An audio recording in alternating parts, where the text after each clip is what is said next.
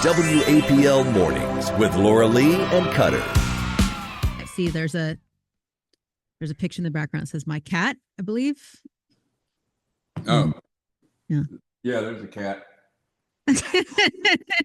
Unfortunately, that's one that's deceased. You know? Oh, I'm sorry. Oh, that's too bad. Catman, huh? Yeah, my wife we have 4 of them. Yeah. Oh, no kidding. Two of them are orphans. She had a past relationship. He passed away and left 2 orphans and left them in the house, and the neighbor was feeding them, and we thought we're going to bring them home. So there. That was nice. That's sweet. Yeah. That is nice of you to do. Don Barnes joining us from the band 38 Special. Who knew we'd start this conversation talking about cats? I have 3 of them. Yeah. So Oh, do you? I do. Oh, yeah, they're characters. Yeah. Laura is also an animal lover. You're more of a dog person, though, Laura. I do, but I grew up with 2 cats, Honey and Phoebe. So Oh, okay. yes, I'm cat adjacent. Cat adjacent. I like it. Cat adjacent. Let's switch gears and talk about 38 Special, though. Don, first of all, it's a pleasure to speak to you again, and thank you for taking the time. It's a WAPL. We love us some 38 Special, and there's a new 38 Special record coming. There's more tour dates. You guys don't give up. You guys don't stop. Brand new stage set. I actually wanted to do something, make a big splash here for the 50th anniversary. You know, we the agent last year said, well, you got to have new music. Like, oh, that's right. I probably should. So last April, we started writing, and it's a pretty daunting task between 100 cities. You try to carve out some time and go do basic tracks. And then I was flying back and forth to Chicago to overdub and, try to get through the winter. Here I am in the middle of January in Chicago, the wrong place to be in the middle of January. The rental car had a half an inch of ice all over it, ice storm the next morning. And get the credit card out and start breaking it off. Yeah, I know. I was just scraping it off and think the things I do for this band. Okay, you're from the Midwest originally, aren't you? No, we've already corrected that. I'm born in Jacksonville, Florida. It's on that Wikipedia, and my publicist. Oh, is that where that comes from? Yeah, my publicist is trying to change all that. But yeah, we were from Jacksonville, Florida. It was all Jacksonville was a Navy town, and we had all the 5 naval bases there. So all those bands that came from Jacksonville with Leonard Skinner, the Allman Brothers, Mount Molly Hatchet, Blackfoot, and Tom Petty was down the road. The Outlaws were down the road, but everybody played Sailors Clubs at about 15 or 16 years old. So you played all the cover songs of the day, and you watched the sailors, drink and fight out there, But we learned all those. I'm talking about Dwayne Allman, Greg Allman, Ronnie Vance, and everybody all learned all those structures of songs from a really early age, not knowing that it's kind of permeating you the foundation there. And so you start seeing where the payoff is in the song and the graph of how a song works and the pre-chorus and the outro and the bridge, And then you get a little cocky and you think, well, I can write my own songs now. That's when you go starve for the next 10 years. So it's not something I recommend. 30. I mean, you guys are at the forefront of Southern rock, obviously, in 50 years of this band, and a new album for the first time in 20 years is a pretty incredible feat nonetheless. But 38 Special for 50 years. Just reflect on that for a second. You ever in your mind, in your wildest dreams, think back in 72 or the early 70s, we're going to start this band and we're going to go, yeah, I'll be doing this when I'm in my 70s. Yeah, you don't really, it's funny how a journey takes a different path, because I wasn't, I was always kind of shy to sing. I was just going to sing backup. I just want to be a guitar player. So all those things worked out where Donnie Van Zandt was my partner. He's still my partner today. He's still my brother. He owns the trademark along with me. And but we did a couple of records, and he was singing, and it just wasn't working. And he said to me, he said, "Why don't you try to sing a few songs?" And so, I stuck it out there and tried to record a few, and it turned out "Rockin' to the Night" was one of the first ones I sang. And it turns out the radio liked my voice, a little more accessible. But Donnie was always supportive. It was always like, didn't matter who carried the ball as long as we won as a team, because we weren't winning. But we wrote together. We did everything, toured together all those years. But yeah, so things change over that many years. But yeah, I told him, I said, man, I would have never known I'd be looking at your face 40 years from now. But he's doing fine now. He had inner ear nerve damage. He had to leave the road because the Mayo Clinic did these macro MRIs, and they said, you have very few nerve fibers left. And they said, if you continue doing what you're doing, you're going to be absolutely stone deaf, and there's nothing we can do for you. So I told him, I said, your brother would have been proud of you that you went 40 years, with, absolutely. And so he's doing great. He hears better than he's ever heard, because he's got these little, $10,000 in-ear hearing aids that he hears pretty well. So you're on the road now. You've been on the road. As you get older, do you find yourself having more patience or less patience? Because you've been together for so long. More patience or less patience when you're out on the road? I mean, how do you, after all these years?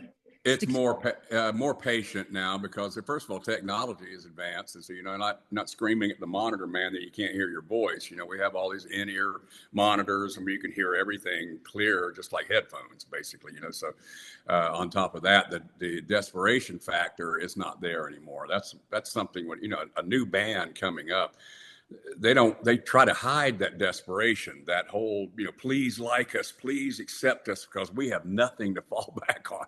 So that's what happens in the early days. You're like, oh no, I can't go back to driving a truck. I'm just, please, So, we still do 100 cities a year, every year. And so, like I said, this album was fun to do. It was more organic. We went in all of us at the same time, played in the same room, and turned the room mics up and had that kind of bombastic live thing. Mm-hmm. But like I said, that desperation factor is gone now. And so it's like, enjoy the ride. And we've come a long way.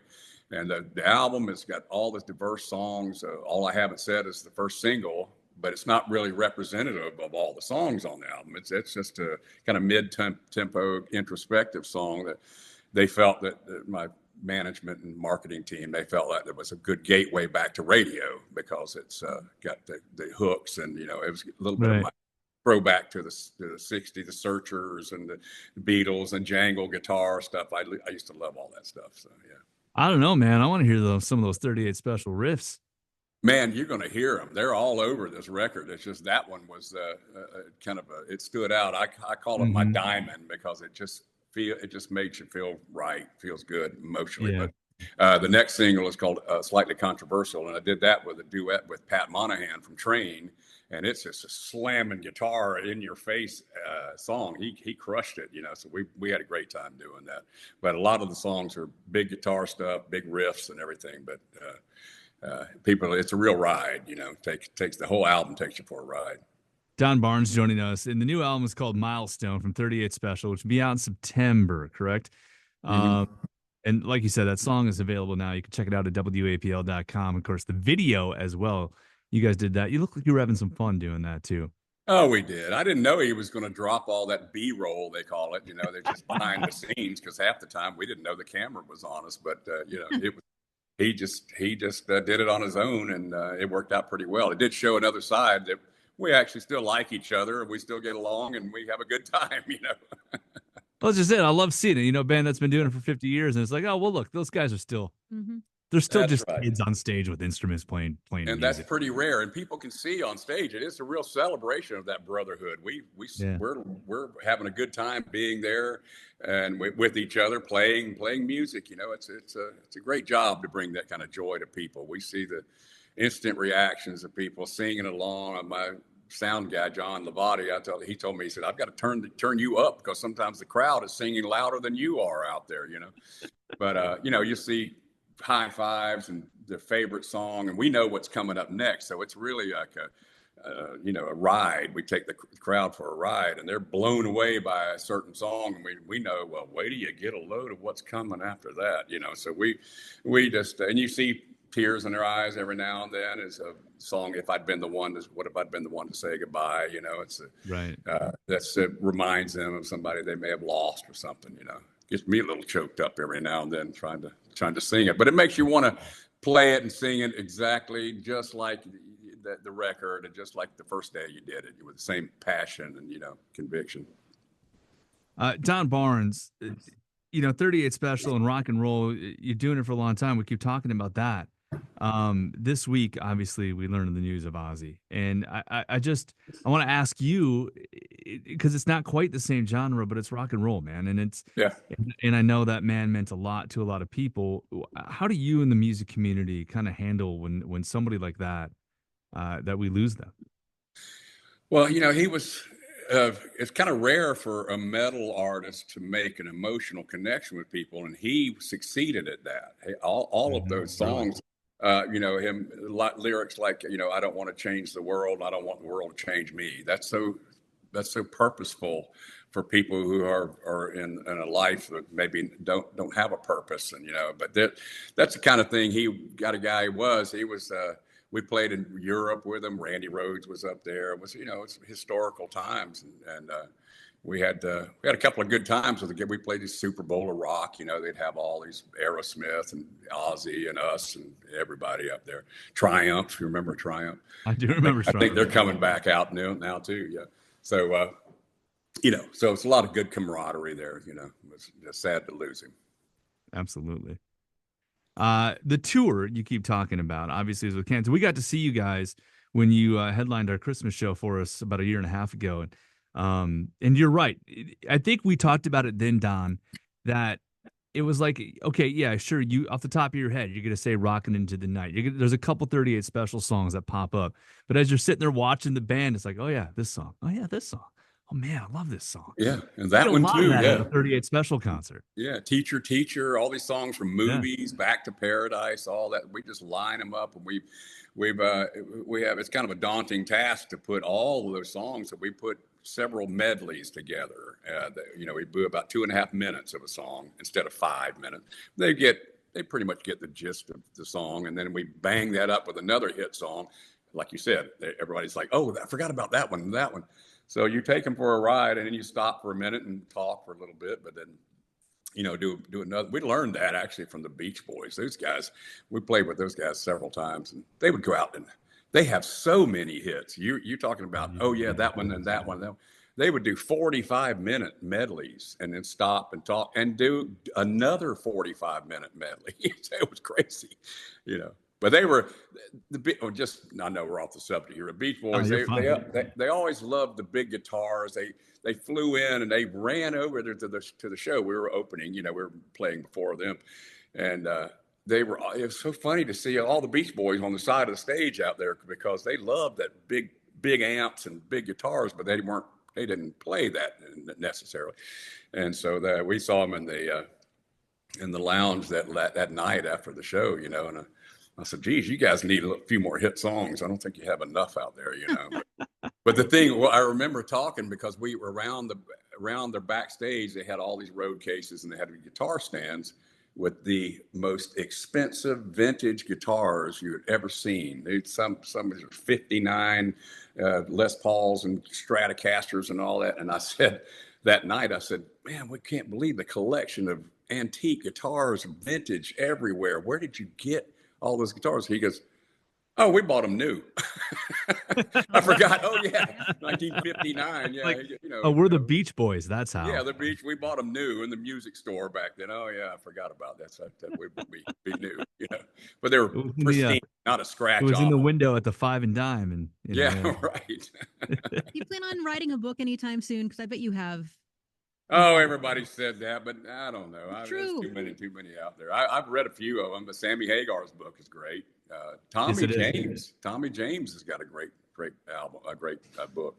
The music, The Mafia and Me, Tommy James and the Shondells. Remember? Oh, that's right. That's interesting. Yeah. Let's check that one out. I've not read that one. There are some pretty fantastic music autobiographies out there. My son, totally off subject, but my 13-year-old son failed middle school English this year, and he's he just didn't, and it's only because he didn't do it. Right, he's 13. He's just because he didn't do it. You know what I mean? It's not because he sucks at it. He's really good at it. So I gave him a He job doesn't, this summer. he I doesn't said, apply himself. That's what teachers say. That's what they said Right, about me. exactly. He doesn't apply himself. You know. "Oh, he found the drums, so that's what he's doing." But Ah, I'm like, okay, go downstairs, go to my little office. There's a bunch of books. Pick one, and you're writing a book. You're reading it this summer, and you're writing a book report. He picked Bruce Dickinson. oh, And really? speaking of autobiographies, picked his autobiography out. He's a couple chapters in now. He loves it.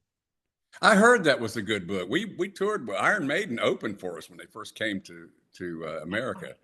We had T-shirts with the American flag and the British flag, you know, all across Oh yeah, the chest there. And they were just sweet guys. You know, they were first time they were here, and of course they went on to be huge worldwide rock gods. You know, but really nice guys. Yeah, Bruce was great singing. You know, yeah, that's amazing. I'm I just heard his saying book. that I think Laura, you're onto something. A Don Barnes autobiography. I can only imagine Probably the happen. stories. If It I would could- be volume 1, volume 2. Yeah, if I could wedge some time in between touring and recording, Right, and, now you there's know, that. trying to have a life, you know, it's like I'd have to get a ghostwriter. And what they do, I think, is they record interviews. You just talk and they put it in print, but you know, Well, right. it wouldn't be Yeah. me typing all that up. Yeah. Can you imagine some of us idiots trying to write books? I don't know. Yeah, I know. Anyway, Don Barnes' Well, 38th special. The new album is called Milestone. It's going to be out in September. You can check out the song, All Things I've Said. That's available now, and obviously we'll play it, and you can check out the video at WAPL.com as well. And then on tour with Kansas in honor of the 50th anniversary. Yeah, those are great guys. It's a night full of hits. We co-headlined together, and they come out. You don't realize how many hit songs they had. I told them, I said, "Man, you guys are like the backbone of American radio." I was driving a truck here and Carry On My Wayward Son, you know. So it's really a thrill to be with those guys. Laura, do you have something else? No, I was just. Oh, I'm sorry. No, it's okay. You said all I have. It's all I haven't said. All I haven't said. I'm sorry. That's No, okay. This is Laura lives to correct me. So Yeah, see, she's a walking spell check or something.